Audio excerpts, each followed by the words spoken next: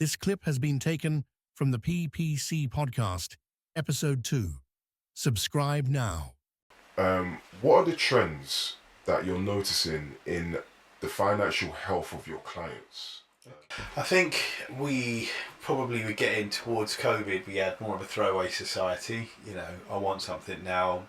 Didn't really matter. Just get it on tick.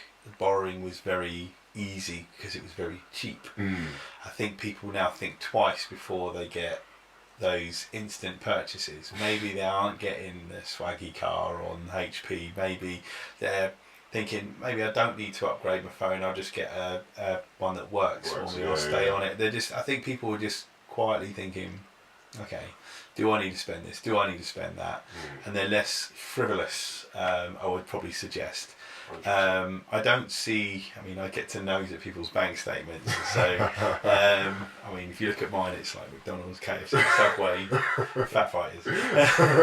But it's one of those where I think that people's spending has just naturally been tightened. And I don't know if that's come through people being much more careful about what they're spending their money on. I just think naturally they know that their purse strings are tighter. I think that younger generation are staying home longer. I think that they're probably doing that so they can avoid paying such high rents, because I think the rent problem causes you get more multi-generational living. So people thinking about, no, I'm going to stay home with mum and dad, or even, as we've seen, the explosion of HMOs, because it's now cheaper for me to live in a place where all I pay is my room rate, and that's it, to keep my costs down. Everything's there. That's it. I think it's a change in how people live now, rather than necessarily just the finances itself, and less about needing to worry about, just look at social media. You see people upcycling stuff now, and it's more trendy to, can I say trendy? I'm 46 years old. Of course you can. But yeah. Mate, that's just young energy. That's all that is. That's young energy, man. You got to embrace that. That's it. It's one of them things where I think it's more, people are more looking at the bargains they're getting, how savvy they are when they're shopping. And I think that people are looking at that going, do you know what, that's smart.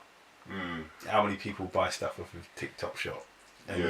Or get stuff off of the other places as well, where you can get it all now nice and low cost.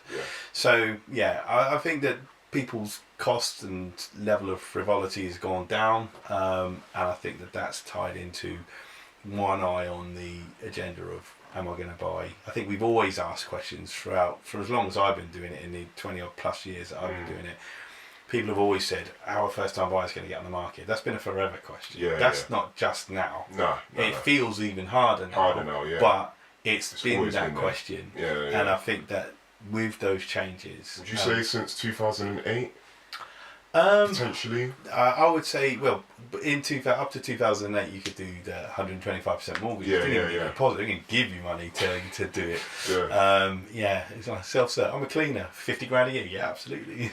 It's crazy. It's crazy. But 2008, I do think that burst the bubble a bit.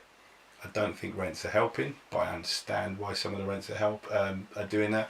But I do think that we've seen some offload. Okay. So I think that the cost of living, it's been an adjustment for us all. Okay. I've just done that. I don't know if this is going to affect the audio, but I just clocked that all the other mics were on. Yeah. Fingers crossed. There's always something. One thing I've learned. Okay. So considering the cost of living and the financial health of homeowners, are these rates in any way more favourable in this market? The rates that we're at the moment. The rates are good at the moment. They don't feel good because we're used to 1%. But they're good for where they should be. Speaking across a broader term than since 2009, when they decided to drop the rates down to 1% and lower. I generally, as we say, the base rate historically has always been around 4.5-5%, and it's at 5% right now. We're aiming that it's going to look like 3.5%, which I think would be a very good rate, 100%. Historically speaking. Definitely. And I think that it is the new normal, and I think that that's what we should be looking for, because again, one of the things that really hurt a lot of people, which we don't talk about, and it's not my bag, but I understand it, is the savings and investments and where people could put their money. And what people did then is, where they didn't know where to put their money before, because they were getting next to nothing on savings and investments, they started looking at maybe more riskier pursuits or sticking money in property, because that got them a lot more than the piddly amount that they were getting on the investments that they were looking at before. Now, with the rate being a little bit more fair, spread across savings and investments and mortgages, because we're looking selfishly from a mortgage point of view, it starts to then give people a bit more assurance about that their pension pot's going to be better and that their investments are going to be better and things like that.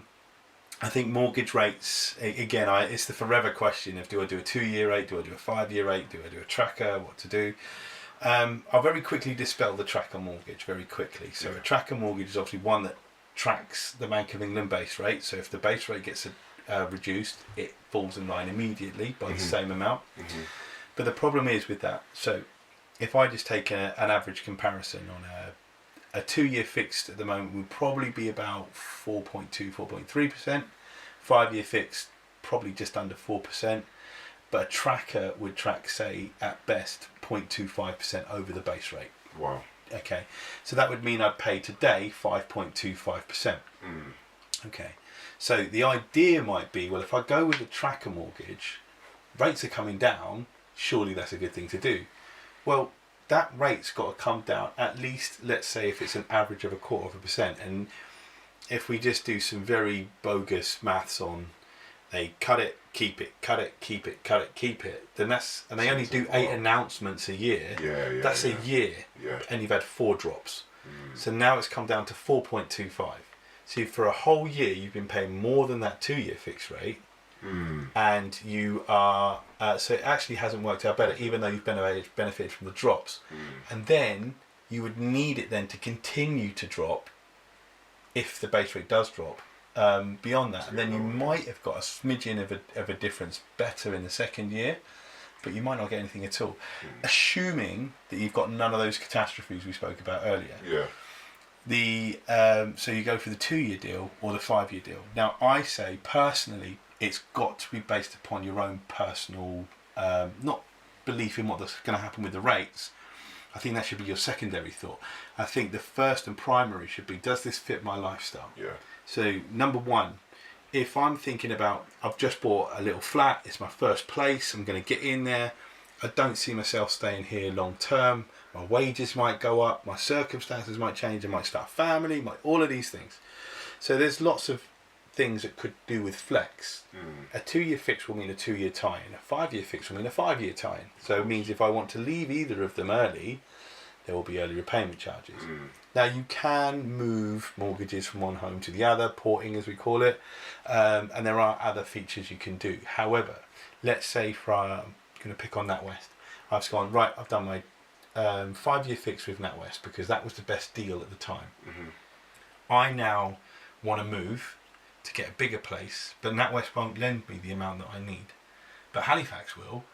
So I then take my, so I can't move because NatWest won't lend it to me unless I now pay a penalty to come out of NatWest to then go with Halifax, which make the whole thing more expensive. Whereas if I did the 2-year deal, I could be thinking, well, I can time that so it comes up to the end of my 2-year deal, then move. I haven't got the early repayment charges, so I might have potentially got a little bit of a more higher deal in the early day stages, but it's allowed me then to have the freedom to do what I need to do when I need to do it. So make it for your lifestyle.